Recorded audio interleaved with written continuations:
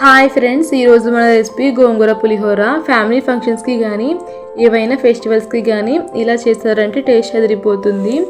ఈ కొలతలు 10 మందికి కరెక్ట్గా సరిపోతాయి. ఫస్ట్ అయితే ప్యాన్లో ఆయిల్ వేసి హీట్ అయ్యాక 1 కప్ పల్లీలు, 1/2 కప్పు పప్పు తాలింపులు వేసి వేగాక 4-5 తుంచిన ఎండుమిర్చి, 4 పచ్చిమిర్చి చీలికలు వేయండి. వీటిని దోరగా వేస్తేనే టేస్ట్ బాగుంటుంది.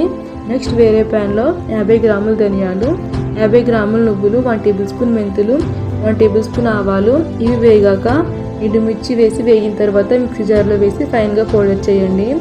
ఇది ఆయిల్లో వేసి వేగిన తర్వాత గుప్పెడు కరివేపాకు, 2 కట్టలు గోంగూరని ఉడికించి తీసుకోండి.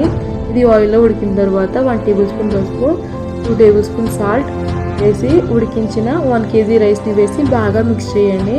దీనికి కొంచెం ఆయిల్ ఎక్కువగా ఉంటేనే టేస్ట్ బాగుంటుందండి. మీ ఫ్యామిలీ మెంబర్స్ అయితే చాలా ఇష్టంగా తింటారండి.